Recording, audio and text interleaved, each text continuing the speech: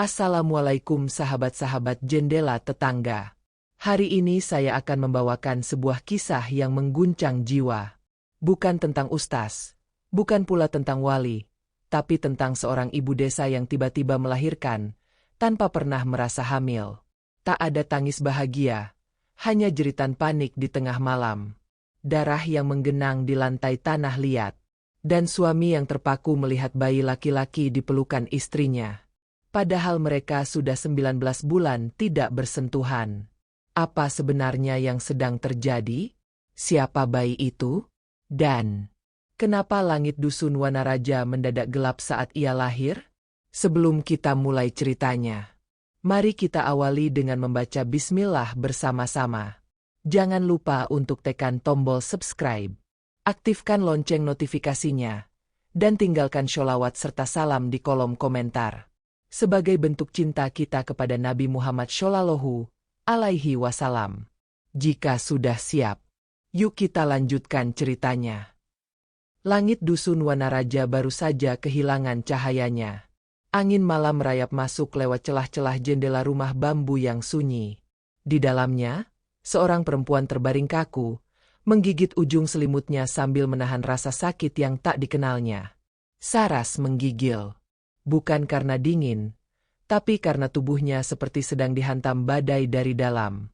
Nafasnya tersengal, dahi berkeringat, perutnya menggembung tiba-tiba, seolah sesuatu sedang bergerak liar di balik kulitnya.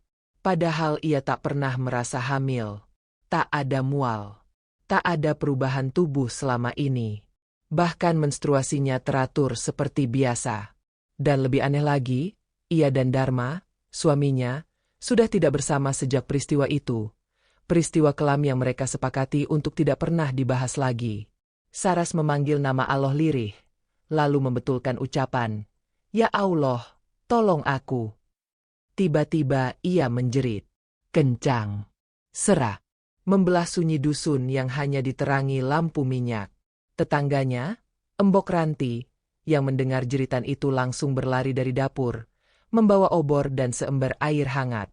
"Ya Gusti, Saras, perutmu, astagfirullah, kau melahirkan." Saras hanya bisa menggeleng, menangis, memeluk perutnya yang kini bergerak sendiri. Dalam waktu kurang dari 1 jam, darah mengalir deras di tanah, menetes di lantai anyaman bambu. Tangisan bayi menggema, namun tidak seperti tangisan biasa.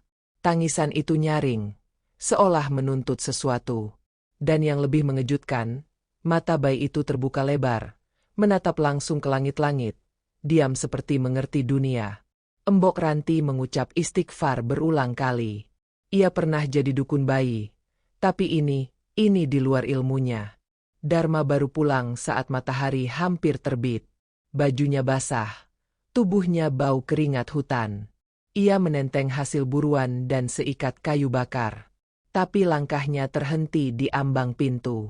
Matanya membelalak. Di dipan bambu, istrinya terkulai lemas. Di pelukannya seorang bayi merah. Bayi lelaki. Dharma menjatuhkan kayu di tangannya. "Saras, apa ini?" Saras tidak menjawab. Bibirnya pucat. Matanya memohon pengertian. Tapi yang muncul dari mulutnya hanya satu kalimat lirih. Nyaris tak terdengar. "Dia bukan anak siapa-siapa, dia titipan." Dharma maju dengan langkah berat. "Kita tidak pernah." Suaranya tercekat. Saras menunduk. Tangannya gemetar memeluk bayi yang kini sudah tertidur pulas.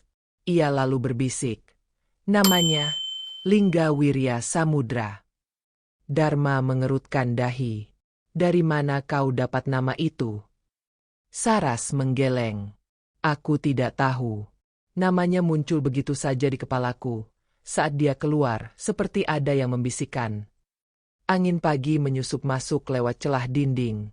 Tirai tipis berkibar pelan. Di luar, ayam belum berkokok. Tapi suara aneh, seperti denting logam dan desir air, terdengar dari arah sumur tua di belakang rumah. Dharma melangkah pelan ke pintu belakang.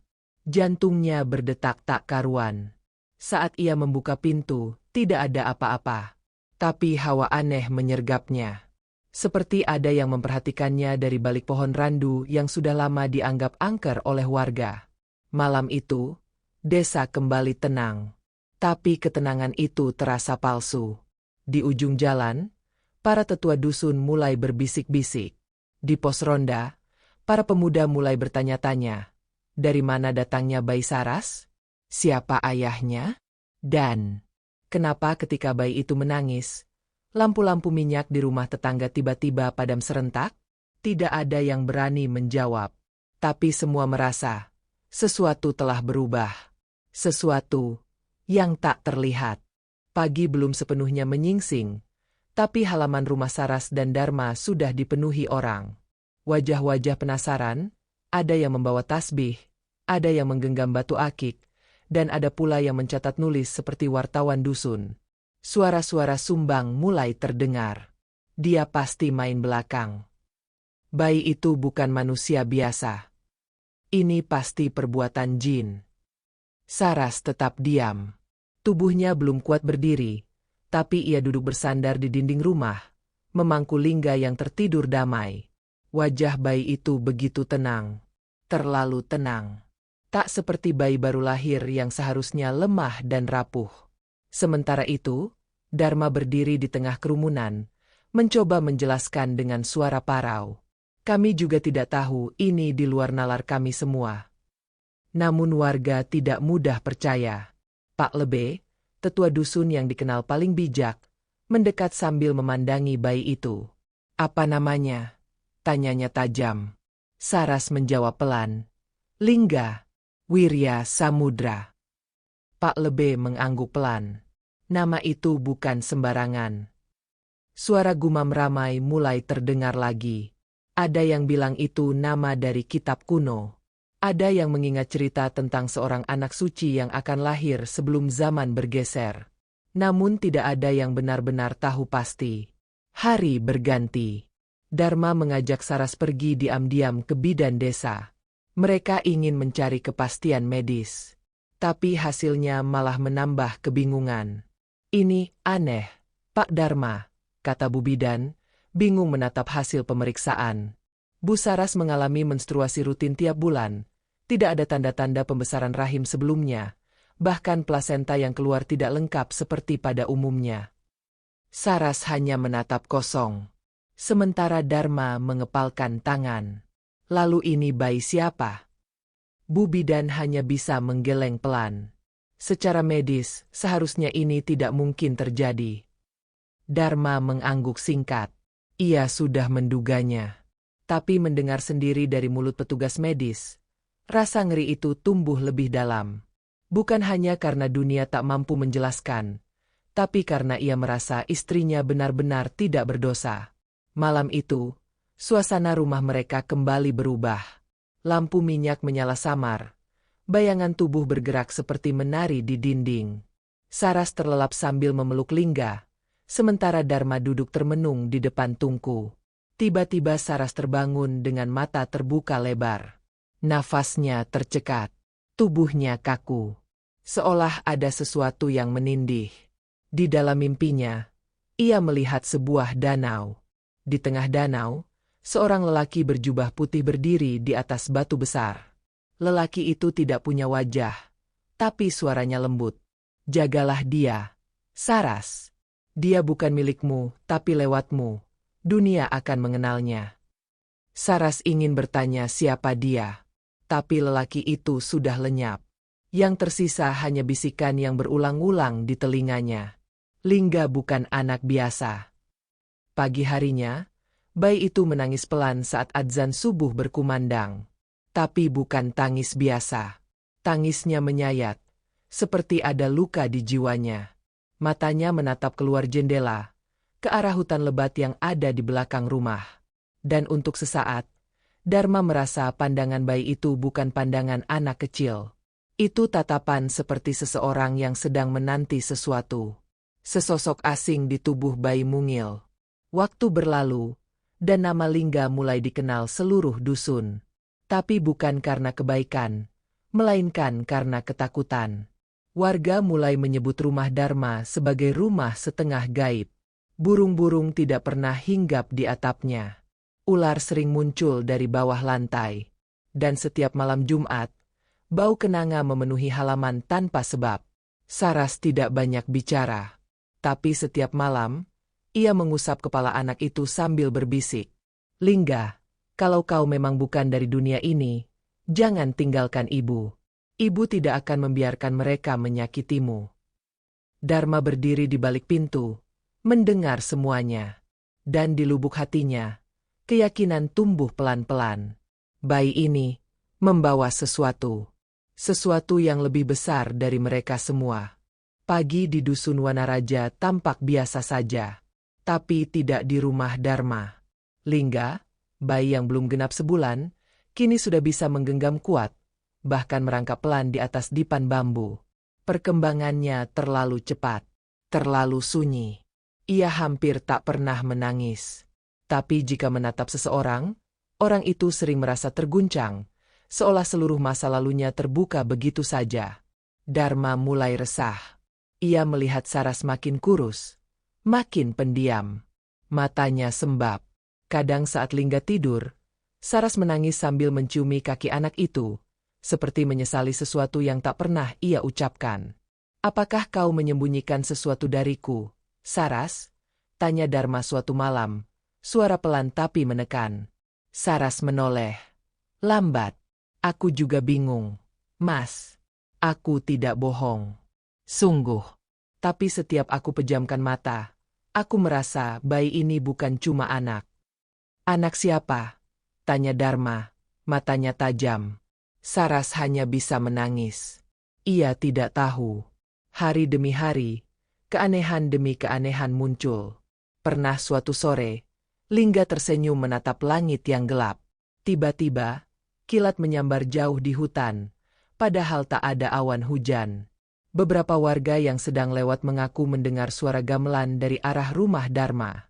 Tapi saat didekati, tak ada satupun suara. Bu Lastri, tetangga mereka yang terkenal suka bergosip, berkata dengan suara gemetar, "Aku melihat bayi itu duduk di tengah sumur, padahal tidak ada yang mengangkatnya." Dharma marah. Tapi ia tahu, tidak semua kabar itu bohong. Sementara itu, Saras mulai sering mimpi. Dalam tidurnya, ia melihat sebuah ruang gelap penuh bayangan. Dan dari tengah kegelapan, muncul cahaya kecil yang membentuk wajah seorang lelaki tua. Wajah itu penuh luka, tapi matanya bersinar seperti bintang. "Waktu semakin dekat," katanya, "dan awan hitam sedang berkumpul. Lingga adalah kunci. Tapi kunci bisa membuka atau menghancurkan." Saat Saras terbangun, tubuhnya basah oleh keringat. Lingga menatapnya dari ujung tikar, diam dan dalam, seperti tahu isi mimpinya. Di lain sisi, Dharma mulai menyelidiki. Ia mendatangi Pak Wargo, penjaga perpustakaan desa yang tua dan nyentrik. "Aku ingin tahu, apakah pernah ada bayi lahir tiba-tiba di dusun ini?" tanya Dharma serius. Pak Wargo menatapnya dengan kacamata tebal. "Kau terlambat bertanya." Dharma terdiam.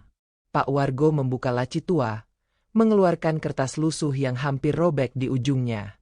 "Pernah, hampir 80 tahun lalu, seorang perempuan bernama Titi melahirkan anak tanpa hamil. Tapi anak itu hilang saat usia 3 tahun. Diculik atau ditelan bumi, tak ada yang tahu." Dharma menatap kertas itu. Ada gambar kasar, lingkaran dengan simbol seperti bunga padma, dan tulisan aksara kuno. "Ini, apa artinya?" Pak Wargo berbisik. "Itu lambang anak cahaya. Konon, jika anak seperti itu lahir, maka batas antara dunia akan mulai retak." Dharma pulang dengan kepala penuh pertanyaan. Namun saat sampai di rumah, ia mendapati Saras duduk di sudut ruangan sambil memeluk tubuhnya sendiri. Wajahnya pucat, matanya kosong. "Ada yang masuk ke mimpiku lagi," katanya pelan. Kali ini dia bilang, "Hutan di belakang rumah kita menyimpan rahasia tentang asal Lingga." Malam itu, suara tangisan Lingga terdengar panjang. Tapi bukan seperti bayi. Tangis itu lirih, dan seolah berasal dari dua arah sekaligus. Dari tubuh kecilnya, dan dari balik kegelapan hutan di luar sana. Langit malam di dusun Wanaraja tampak biasa, tapi tidak dengan udara di sekitar rumah Dharma.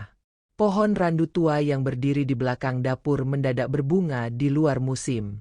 Aroma kenanga merayap masuk ke ruang tidur mereka, meski tak satu pun bunga ditanam di halaman. Saras menggigil, membalut tubuhnya dengan selimut tipis. Di sisi lain tikar, Lingga tertidur dengan tangan terkepal dan wajah menghadap ke dinding. Namun, ketika lampu minyak hampir padam, tubuhnya berbalik sendiri. Pelan, wajahnya kini menghadap arah timur, ke jendela yang langsung membelakangi hutan. Dharma memperhatikan dengan mata tak berkedip. Ia mencoba menyentuh Lingga, tapi sebelum tangannya sampai, bara dari tungku yang seharusnya mati tiba-tiba menyala sendiri. Api menari tanpa suara. Pagi harinya, Dharma memutuskan menemui Kiai Mahfudz, sosok sepuh yang jarang bicara namun dikenal memiliki penglihatan batin yang tajam. Kiai Mahfudz menatap Dharma dalam-dalam. "Rumahmu sudah dikepung lintasan. Kau tidak lagi tinggal di satu alam." "Apa maksudnya, Yai?" Saat anak itu dilahirkan, langit tidak mencatat kehadirannya, tapi bumi juga tidak menolaknya. Ia terjebak di antara dua garis takdir. Dharma terdiam, ingin menyangkal, tapi hatinya justru mengiyakan. Kiai Mahfudz merogoh saku jubahnya dan memberikan segumpal kain lusuh. Di dalamnya, sebuah batu kecil berwarna hitam pekat, dingin seperti es. "Letakkan ini di bawah bantal Lingga. Kalau bayi itu menangis saat menyentuhnya, maka ia bukan dari kita." Malamnya, saat Saras tertidur, Dharma menyelipkan batu itu ke bawah kepala Lingga. Awalnya tak terjadi apa-apa. Tapi ketika jarum jam melewati pukul 2 dini hari, suara tangisan pecah memekakkan telinga. Lampu minyak meledak. Lantai berguncang pelan. Di luar, anjing-anjing melolong bersahutan. Lingga menangis keras, lalu tiba-tiba diam. Matanya terbuka. Ia menatap ayahnya. Tatapan itu kosong, dalam, tua. Keesokan harinya, Saras menemukan simbol aneh di dinding dapur. Seperti ukiran, padahal mereka tak pernah mengukir apapun. Bentuknya bulat seperti matahari, dengan guratan di sekelilingnya membentuk pola bintang bersudut 5. "Mas, kau pernah lihat ini?" tanya Saras pelan. Dharma menatapnya lama, lalu mengangguk. "Di buku Pak Wargo. Simbol anak cahaya." Mereka saling memandang, dan untuk pertama kalinya, ketakutan itu terasa nyata. Malam Jumat berikutnya, suara aneh terdengar dari loteng yang seharusnya kosong. Langkah-langkah kecil, seperti kaki bayi yang berlari pelan. Tapi Lingga ada di pangkuan Saras, tidur dengan tenang. Saras dan Dharma duduk mematung, tak berani bergerak. Suara langkah berhenti di atas kepala mereka. Lalu terdengar suara gumaman, pelan, tidak dikenali. Seperti doa dalam bahasa asing yang sudah dilupakan zaman. Dharma memeluk Saras erat. Lingga terbangun perlahan, dan tersenyum. Malam itu, Kiai Mahfudz datang tanpa undangan. Ia berdiri di ambang pintu, tidak mengetuk, tidak bersuara. Tapi Dharma seperti tahu beliau datang. "Kita harus bicara," kata Kiai Mahfudz, "sebelum semuanya terlambat." Fajar belum menyentuh langit saat Dharma meninggalkan rumahnya. Langkahnya pelan, membawa obor dan sebilah parang. Kiai Mahfudz menyuruhnya menuju Bukit Sidamulya, hutan tua yang dipercaya sebagai batas gaib antara dunia nyata dan alam halus. Tempat itu jarang didatangi siapapun sejak puluhan tahun silam. Bahkan hewan pun enggan menetap di sana. Namun malam tadi, Kiai Mahfudz hanya berkata satu kalimat sebelum menghilang dalam kabut. "Jika kau ingin tahu siapa sebenarnya anakmu, temui Prabu Reksamurti." Dharma tak pernah mendengar nama itu sebelumnya. Tapi sesuatu dalam dadanya menuntunnya ke sana. Seolah bukan kakinya yang melangkah, tapi jiwanya yang sedang dipanggil. Kabut makin pekat. Suara burung hantu bergaung samar dari kejauhan. Setelah menembus semak dan akar beringin tua, Dharma menemukan celah batu berbentuk segitiga. Di atasnya terukir aksara tua yang nyaris terhapus lumut. Ia masuk perlahan. Udara di dalam gua dingin dan basah. Langkahnya menggema. Semakin jauh masuk, semakin terasa keheningan yang bukan dari dunia ini. Suara hati sendiri pun seolah teredam. Lalu, di ujung lorong, ia melihat sesuatu. Meja batu dengan gulungan naskah tua, dan di belakangnya, relief wajah manusia dengan mata kosong dan janggut panjang menjuntai. Tertulis satu nama dengan huruf yang hampir hilang. Reksamurti. Dharma membuka gulungan itu. Tulisannya bukan bahasa Jawa, bukan Arab, tapi entah kenapa ia bisa membacanya. Naskah Raden Cakra. Tahun tak tercatat. Ditulis di antara dua zaman. Akan lahir anak cahaya di dusun sepi, lewat rahim suci yang tak disentuh waktu. Anak itu bukan membawa jawaban, tapi menjadi ujian. Ia bukan dari golongan jin, bukan pula malaikat, tapi pancaran dari kehendak Allah untuk menguji hati manusia, apakah mereka memilih iman atau ketakutan. Dharma menjatuhkan gulungan itu. Tangannya gemetar. Ia membaca ulang kalimat itu, berulang-ulang.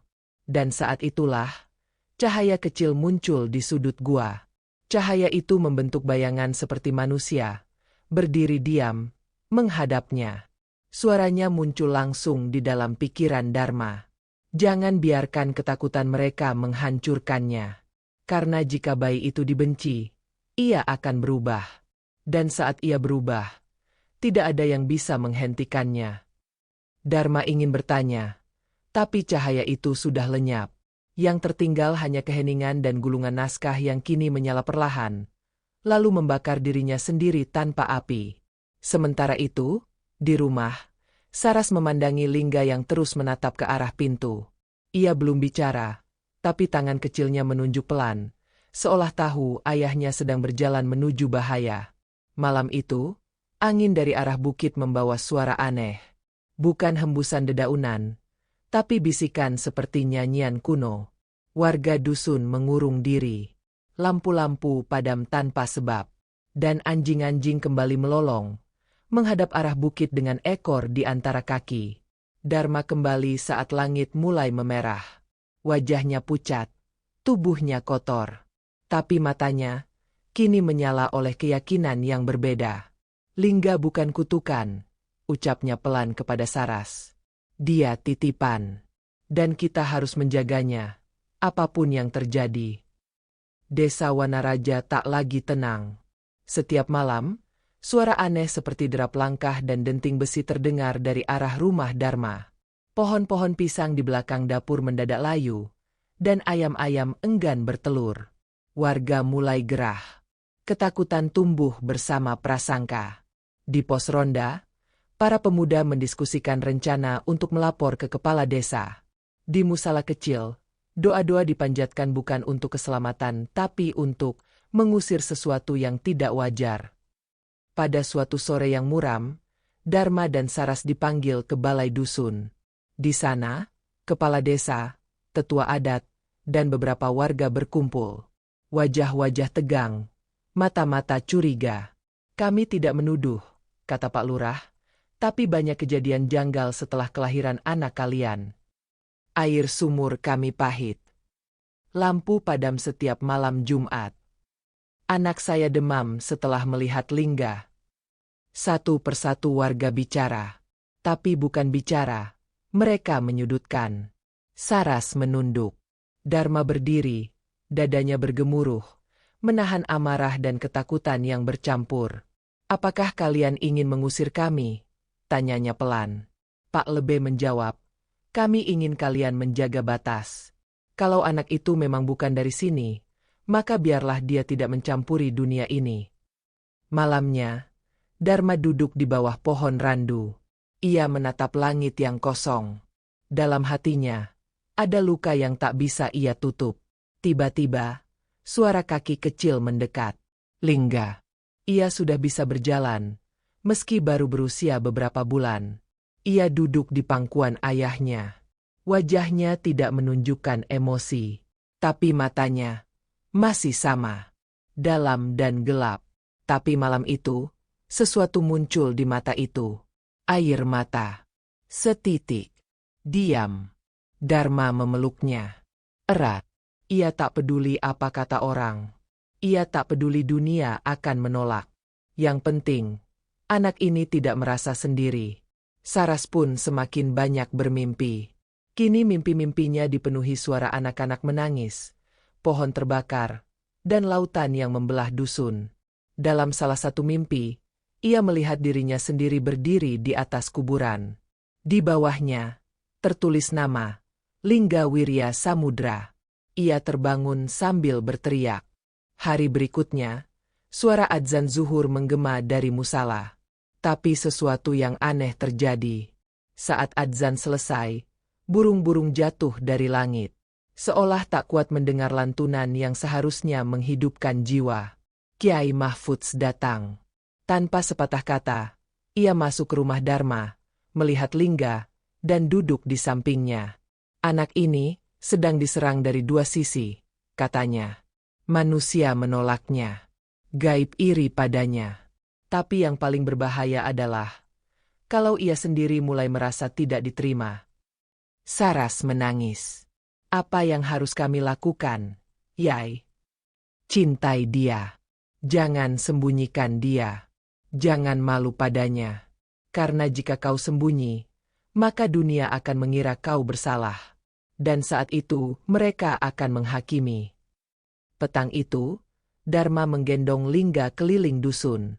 Satu persatu rumah dilalui. Ia tidak berkata-kata, hanya menatap, lalu tersenyum. Beberapa menutup pintu.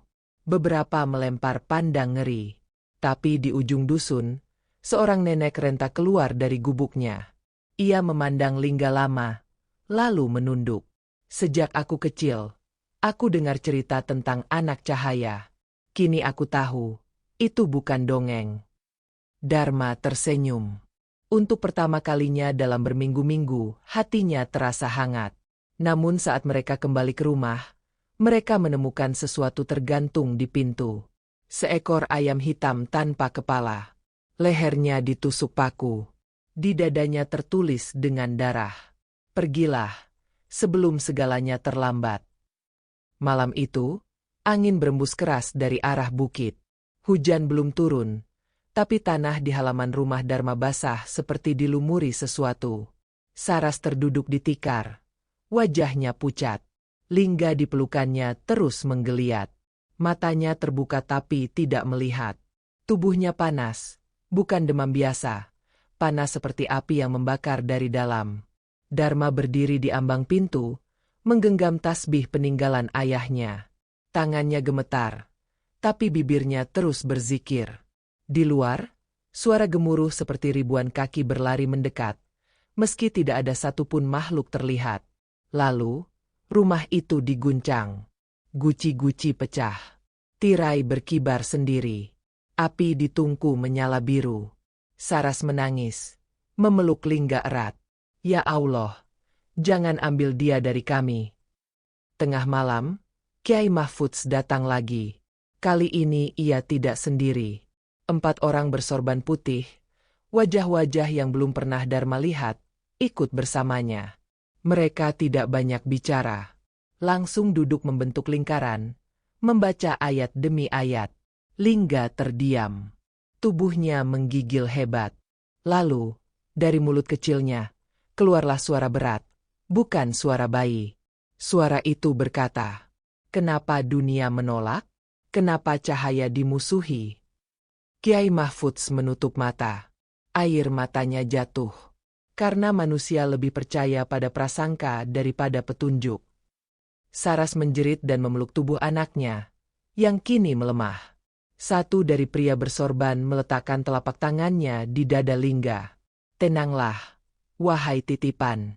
Waktumu belum tiba. Malam itu, rumah mereka tidak tidur. Zikir dan doa bertalu-talu. Samar-samar, suara dari luar rumah terdengar seperti tangisan wanita, tawa anak kecil, dan gelegar petir yang tidak datang dari langit. Tapi menjelang subuh, semuanya lenyap. Hening. Lingga tertidur dalam dekapan ibunya. Tubuhnya dingin, tapi wajahnya bersinar, seolah baru lahir kembali. Pagi menjelang. Warga mulai berkumpul di halaman rumah Dharma. Kali ini, bukan untuk menuduh, tapi untuk melihat. Kabar tentang keanehan semalam tersebar cepat. Ada yang penasaran. Ada pula yang datang untuk memastikan bahwa yang mereka takutkan bukan makhluk jahat, melainkan sesuatu yang lebih dari itu. Pak Lurah datang membawa beberapa pemuda. Tapi sebelum bisa berkata apa-apa, ia melihat Lingga dari jendela. Anak itu duduk tenang, menatap lurus ke matanya. Tiba-tiba lutut Pak Lurah melemas, tubuhnya gemetar, dan ia bersimpuh di tanah. Matanya berkaca-kaca. Aku melihat diriku sendiri. Waktu aku masih kecil. Kenapa? Tak ada yang bisa menjawab. Hari-hari berikutnya, suasana desa berubah perlahan. Masih ada bisik-bisik. Masih ada tatapan curiga. Tapi rumah Dharma tak lagi diganggu. Beberapa warga mulai diam-diam meninggalkan makanan di depan rumah. Bahkan beberapa anak kecil mengaku bermimpi bertemu anak bercahaya yang mengajarkan mereka cara berdoa. Saras mulai tersenyum. Meski lelah, matanya tak lagi sembab. Ia tahu, belum ada yang selesai. Tapi ia tidak sendiri. Suatu malam, Lingga duduk di pangkuan Dharma, menatap langit yang bersih. Mas, bisik Saras, apa menurutmu suatu hari kita akan tahu siapa dia sebenarnya? Dharma hanya tersenyum, lalu mencium kepala anaknya. Kita tak harus tahu, Saras. Kita hanya harus menjaga. Di kejauhan, suara burung hantu kembali terdengar. Tapi malam itu, suara itu tak terdengar menakutkan. Malam itu, terdengar seperti pertanda bahwa badai telah reda. Untuk sementara. Sahabat jendela tetangga yang dirahmati Allah. Setiap peristiwa yang tampak tak masuk akal, bukan berarti tanpa hikmah. Kadang Allah menurunkan sesuatu yang membingungkan manusia, bukan untuk menakut-nakuti, tapi untuk menguji siapa yang masih punya hati. Seperti Lingga. Bukan anak biasa, tapi juga bukan untuk diagungkan. Ia adalah bentuk nyata dari sebuah ujian keimanan. Apakah kita memilih mendekat pada Allah ketika sesuatu sulit dijelaskan? Atau malah tenggelam dalam prasangka dan ketakutan? Ingatlah firman Allah dalam surah Al-Baqarah ayat 286. La yukallifullahu nafsan illa wus'aha. Allah tidak membebani seseorang melainkan sesuai dengan kesanggupannya. Saras dan Dharma diuji di luar logika. Tapi mereka memilih bertahan. Karena mereka percaya, jika Allah menitipkan sesuatu, maka Allah pula yang akan menuntun untuk menjaganya. Semoga kita bisa belajar dari kisah ini, bahwa iman bukan soal tahu segalanya, tapi soal percaya dan berserah, bahkan ketika dunia tidak mengerti. Jangan lupa untuk like, komen, dan subscribe channel Jendela Tetangga. Tinggalkan sholawat di kolom komentar sebagai bukti cinta kita kepada Nabi Muhammad Shallallahu Alaihi Wasallam. Sampai jumpa di kisah berikutnya. Wassalamualaikum warahmatullahi wabarakatuh.